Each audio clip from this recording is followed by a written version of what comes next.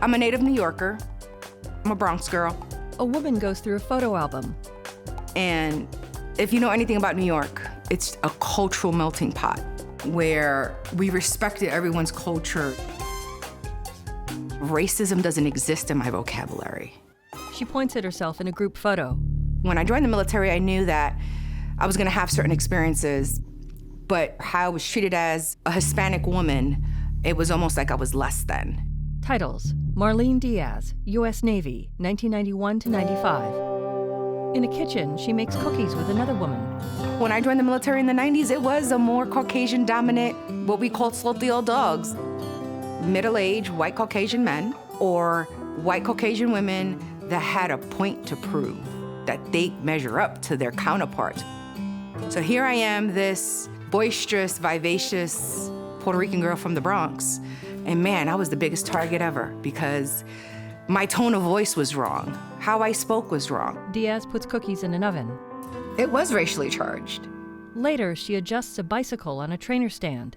When I decided to join the Navy, I had such pride and honor. I was gonna be a lifer, I was gonna do 20 years.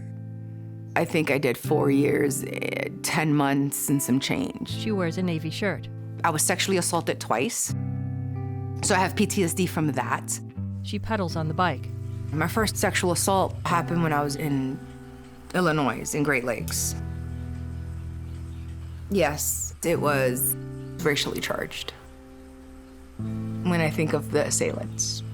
She stares ahead as she pedals. There were so many emotions. I just did not know how to deal with them.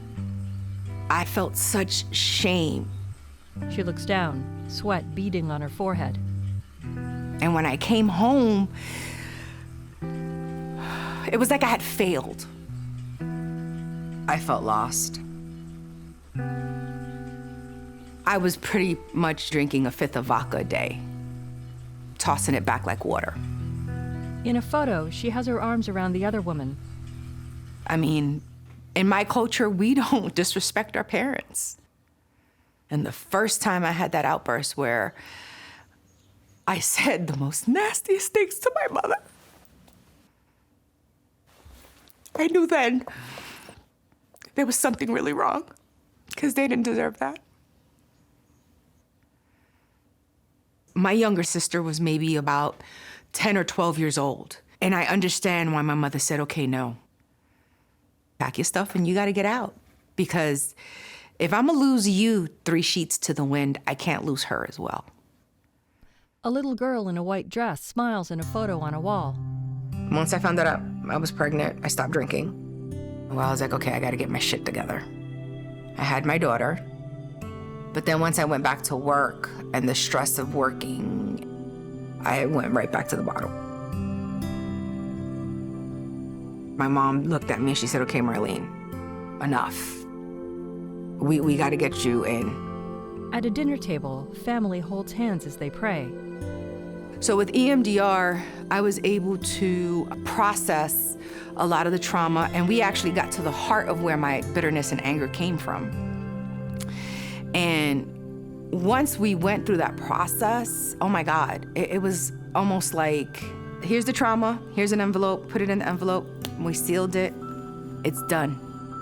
Diaz smiles, holding a plate of cookies and bars. The trauma's happened, you can never forget it, but the emotions attached to it is what we deal with.